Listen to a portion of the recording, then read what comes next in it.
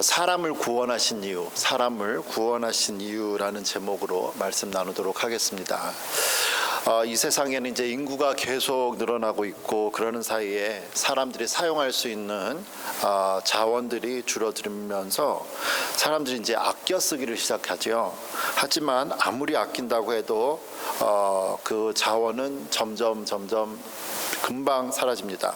그래서 나타난 게 이제 재활용이죠. 리사이클하다. 그래서 재활용은 사용한 것을 다시 새로운 것으로 만드는 거예요.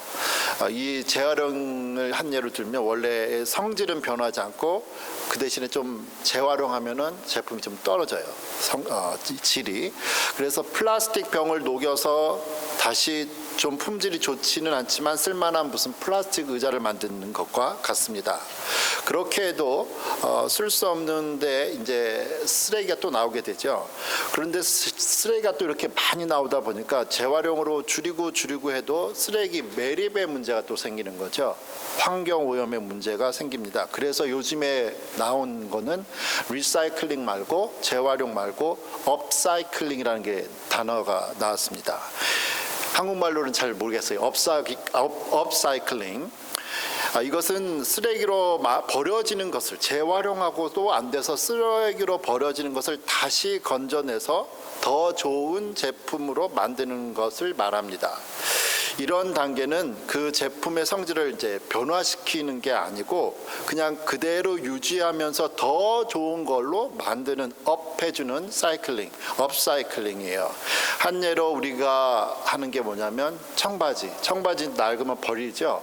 근데 그걸로 뭐 만들죠 우리?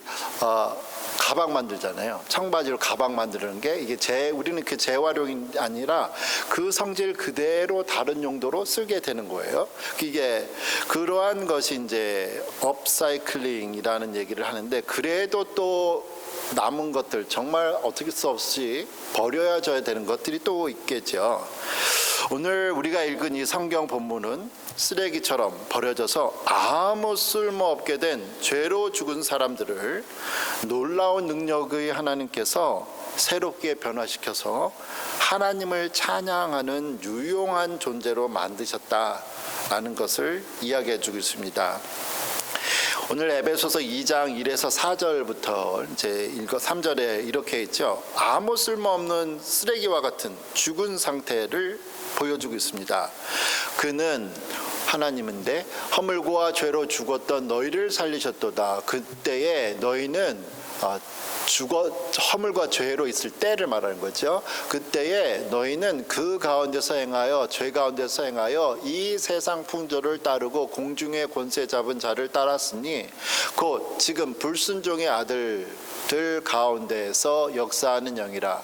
전에는 너희도 다 그 가운데서 우리 육체의 욕심을 따라 지내며 육체와 마음의 원하는 것을 하여 다른 이들과 같이 본질상 진노의 자녀이었더니 라고 그래요. 여기서 말하는 사람의 죽었던 상태, 본질상 진노의 자녀였던 상태, 이거는 단순히 육체적 죽음을 말하지 않습니다. 영혼의 죽음을 말하는 거죠. 영혼의 죽음이란 몸은 살아서 모든 기능은 할 수 있는 건 다 하지만 그의 삶이 하나님과 아무런 관계없는 상태를 말하는 거죠. 우리가 오랜 기간 몸이 아파서 제대로 생활할 수 없을 때 우리는 이런 말을 종종 듣습니다. 살아도 살아간 게 아니야. 마약이나 여러 가지 중독으로 인해서 정상적인 삶을 살지 못해도 그런 얘기를 들어요. 쟤 왜 저렇게 사냐? 라는 얘기. 아니면 감옥에 갔을 때도 몇 년 썩고 나왔다라는 표현을 써요. 이는 감옥에서 생존은 했지만 정상적인 사회인으로서의 의미 있는 삶을 살지 못했다는 겁니다. 이처럼 하나님 안에 있지 않고 감옥이나 좋지 않은 습관에 빠져서 살아가는 사람의 상태를 살았지만 죽었다라고 말하는 거죠. 에베소서 2장 3절은 제가 따로 봤는데요. 죄에 빠진 사람들의 생활 습관을 이렇게 얘기하죠. 우리도 다 그 가운데서 우리 육체의 욕심을 따라 지내며 육체와 마음에 원하는 것을 하였다고 말을 하고 있습니다. 영어 표현을 같이 올려놨는데요. 여기에서 이 육체의 중심을 따라 욕심을 따라라는 이 표현, 이제 영어 표현을 이제 실감나게 더 나와요. Gratifying the cravings of our sinful nature. 이렇게 되어 있죠. 그래서 gratify, 즐겨하다, cravings. 저가 이제 강조하고 싶은 건 이 cravings라는 단어, 따라서라고, 욕심을 따랐다는 한국말을 craving이라고 영어로 표현되어 있는데요. 이거를 그냥 간단하게 하면 우리의 죄성을 아주 간절히 찾고 즐겨하다로 저는 해석을 했습니다. 간절히 찾다라는 이 craving이라는 단어, 영어 단어가 이제 powerful desire for something, 어떤 것을 향한 아주 강한 욕망이라는 것을 나타낼 때 이 craving이라는 단어를 쓰는데, 먹는 거 얘기할 때 우리 그런 말 많이 써요. 나 아이스크림 막 미쳐 죽겠어, 이럴 때 아이스크림 너무너무 좋아, 이런 거 할 때 사용하는 표현이 craving for chocolate. 아이스크림 너무너무 좋고 아이스크림이면 뭐 기분이 너무 좋다 이거예요. 이 말은 단순히 초콜릿을 그냥 우리가 좋아하는 정도 그 이상이에요. 절제 없이 정말 맛있는 것을 먹고 사는 삶을 목표로 하는 사람이 없겠지만, 만약에 그런 사람들이 있다고 한다면 그 사람의 결과는 어떻게 될까요? 삶의 결과는 어떻게 될까요?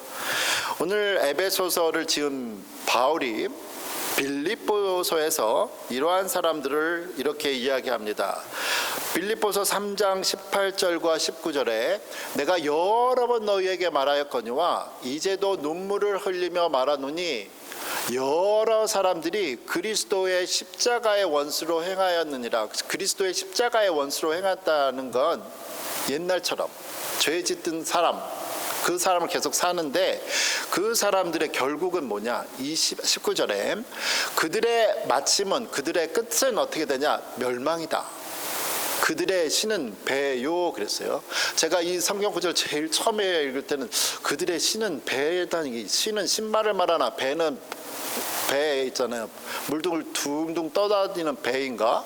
이렇게 생각했는데, 영어에 보니까 their gods is their stomach이요. 배, 진짜 이 배. 맛있는 거 먹고 살려고 사는 게 목표예요. 그 영광은 그들의 부끄러움에 있고 땅의 일을 생각하는 자가 아니라고 빌립보서에서 말하고 있죠. 이처럼 먹고 마시는 육신의 정욕을 따라 살아가는 사람은 하나님을 섬기는 게 아니라 자기의 배, 자기의 육신의 만족을 위해서 사는 거예요.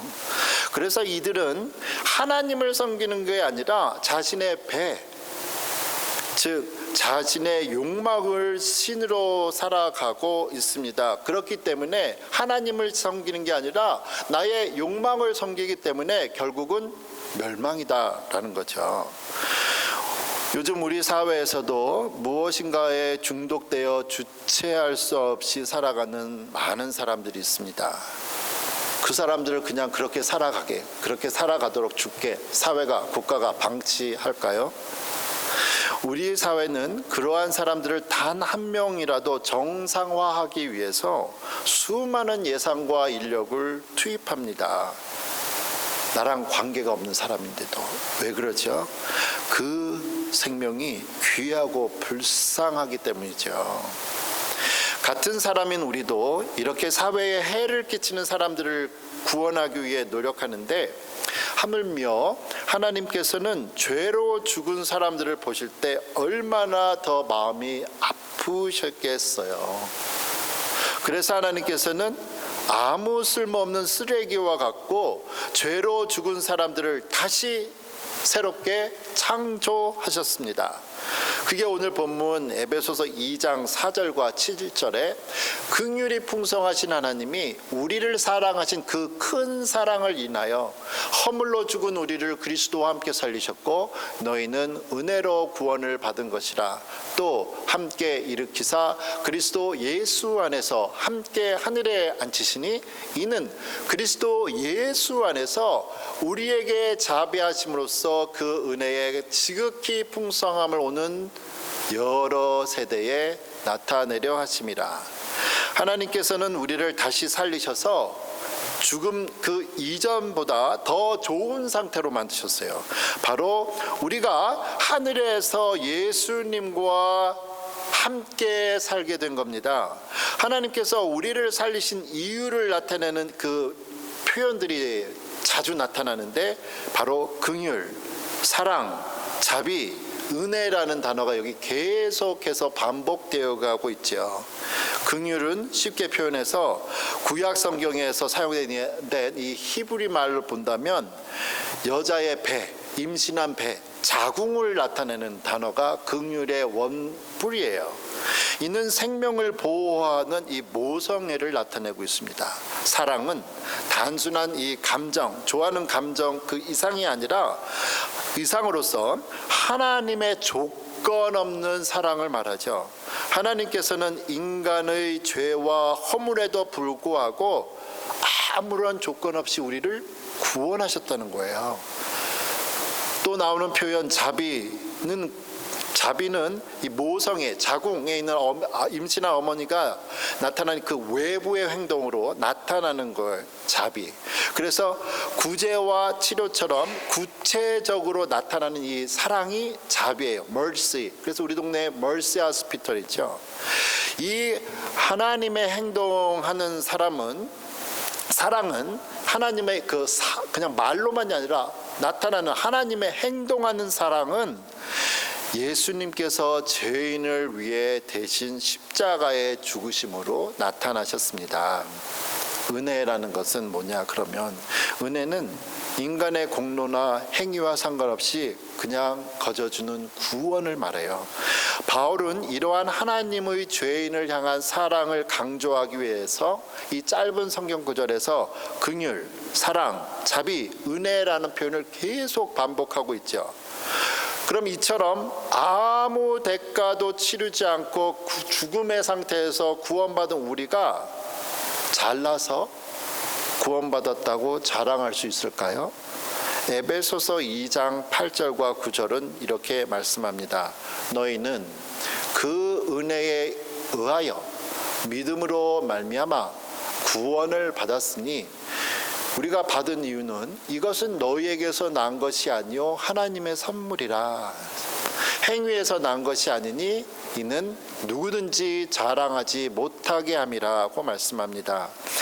하나님께서 원하시는 사람들을 이처럼 구원하신 이유는 아무도 구원받은 것을 자기 공로로 자랑하지 못하게 하려고 하는 거예요. 바울이 이 당연한 사실을 지금 왜 에베소에서 강조할까요? 그 당시 교회 안에서 자신이 잘났다고 내세우면서 교회에 분란을 일으키는 사람들이 있었기 때문입니다. 바울은 이러한 논쟁을 끝내주기 위해서 우리가 구원을 받게 된 이유를 다시 한번 강조하죠. 우리도 신앙생활을 하다 보면 여러 유형의 사람들을 만나게 됩니다. 그럴 때 내가 저 사람보다 더 잘났어 라고 생각할 필요도 없고 그렇게 해서도 안 된다는 거예요. 왜냐하면 우리 모두는 본래 구원을 받을 자격이 없는 죄로 인해서 죽었던 존재들이기 때문입니다. 그렇다면 하나님은 왜 아무 이유 없이 죄로 인해 죽은 사람을 불쌍히 여기셔서 하나님의 아들의 핏값을 치르고 그들을 구원하셨을까요? 사람을 구원하신 목적이 뭐냐 이거예요. 에베소서 2장 10절 오늘 마지막 성경 구절인데요. 우리는 그가 만드신 바라 그리스도 예수 안에서 선한 일을 위하여 목적이 나타나 있네요. 지으심을 받은 자니 이 일은 하나님이 전에 예비하사 우리로 그 가운데서 행하게 하려 하심이니라. 우리가 핸드폰을 사는 이유는 다른 사람들하고 언제든지 연락하기 위해서죠. 이 세상의 모든 물건은 각각의 목적을 가지고 만들어졌습니다. 그리고 같은 핸드폰이라도 어느 나라 어떤 회사에서 만들었느냐에 따라서 그 성능이 다 다르잖아요. 일반적으로 비싼 핸드폰일수록 성능이 더 좋습니다. 실력을 인정받지 못하는 회사의 제품은 아무리 값이 싸도 어쩔 수 없이 사야 되는 아니라면 굳이 우리 사지 않죠. 그런 제품을 사는 것은 돈 낭비라고 생각하기 때문입니다. 우리를 만드신 분이 누구신가? 10절에 우리가 그가 만드신 바라. 하나님이 우리를 만드셨다라고 얘기해요. 창세기 1장을 보면 하나님은 아무것도 없는 곳에서 온 우주 만물을 창조하신 이 세상에서 가장 뛰어나신 분입니다. 하나님께서 창조하실 때, 세계를 창조하실 때 어떻게 창조하셨지요? 말씀으로 창조하셨습니다. 그런데 지금 교회를 세우실 때는 하나님의 아들 예수 그리스도의 그 핏값을 치르시고 만드셨어요. 이 교회는 천지창조보다도 하나님께서 더 큰 정성과 열정을 가지고 만드신 최고의 작품입니다. 그래서 한국말로는 우리는 그가 만드신 바라 라고 했지만 영어 표현에 For we are God's workmanship, 하나님께서 하신 것 중에 가장 최상의 작품이 뭐냐? 교회라는 거예요. 세상은 그냥 말로만 만들었는데 교회는 그리스도의 핏값으로 만들었기 때문에 그렇습니다. 그럼 왜 하나님께서 그리스도의 그 핏값으로 최상의 작품을 만드셨는가? 그게 그리스도 예수 안에서 선한 일을 위해서 우리가 지음을 받았다고 말씀을 하고 있습니다. 죄로 죽은 사람이 구원을 얻기 위해서 선한 일을 하는 게 아니에요. 구원의 조건이 선행이 아니라 구원을 받은 사람의 결과가 선행으로 나타난다는 거예요. 그래서 예수님이 열매를 보고 나무를 한다 그러죠. 우리의 삶 속에 내가 정말 구원받은 사람인지 알기 위해서 내 삶이 어떤가 보는 거예요. 여기서 말한 선한 일은 단순히 사람들이 보기에 그냥 착해 보이는 착한 일을 의미하지 않습니다. 영어로 복음을 우리가 예수님을 믿으세요, 구원받습니다 할 때 이 복음을 나타날 때 good news라고 하잖아요. 성경이 말씀하는 이 복음, 곧 좋은 소식은 바로 하나님께서 죄로 죽은 사람을 예수님의 핏값으로 구원하신 그 선한 일, good works를 말하는 거예요. 예수님의 이러한 선한 일로 구원받은 교회가 해야 할 일은 바로 예수님께서 하신 선한 일, 즉 죽은 영혼을 살리기 위해 하나님께서 우리에게 맡기신 시간과 물질과 재능을 사용하는 겁니다. 물론 당연히 사회에서 인정받는 착한 사람 돼야죠. 거기에 플러스 영혼 구원이 교회가 해야 될 일이라는 겁니다. 그리고 하나님께서 우리에게 이러한 영혼 구원의 일을 맡기신 것은 우리가 구원받은 후에 생각하신 게 아니에요. 예를 들어서 우리가 어떤 물건을 만들기 전에 우리는 왜 그 물건을 만들까를 목적을 생각하지요. 하나님께서도 우리를 창조하실 때부터 이 선한 일을 염두에 두시고 영혼 구원하는 일을 하도록 우리를 만드셨어요. 그래서 2장 10절 이렇게 계속 얘기하죠. 이 일은 그리스도 안에서 선한 일을 하게 되는 그 일은, 그 목적은 하나님이 전에 예비하사 우리로 그 가운데서 행하게 하려 했습니다. God prepared in advance라고 써 있죠. 그 전에 우리는 태어나기도 전에 세상이 창조되기 그 이전에 구원받기로 정해졌고 구원받아서 뭐 하려고요? 영혼 구원은 하도록 영혼 구원 일을 하도록 정해졌다라는 겁니다. 하나님께서 목적과 계획을 가지시고 이 예수님의 이 귀한 피로 세우신 하나님의 최고의 걸작품이 바로 교회입니다. 이 세상의 모든 하나님의 교회는 다 교회예요. 우리 한미 언약 장로교회도 하나님한테 너무 귀한 자녀예요. 이 세상의 모든 사람은 그 인종, 배경, 건강, 부귀, 영화의 정도에 상관없이 구원받은 사람은 다 귀해요. 구원받지 않은 사람도 다 귀해요. 특별히 구원받은 우리가 해야 될 일은 구원받지 못한 이들에게 나아서 해야 될 일 있죠. 이 세상의 교회들도 크고 작은 다양한 모습이 있을 수 있지만 모두 귀합니다. 이렇게 귀하고 소중한 우리 교회를 통해서 우리 한미언약 장로교회를 통해서 많은 영혼이 구원받는 하나님의 역사가 구원의 목적이 이루어지시기를 소원합니다. 아멘.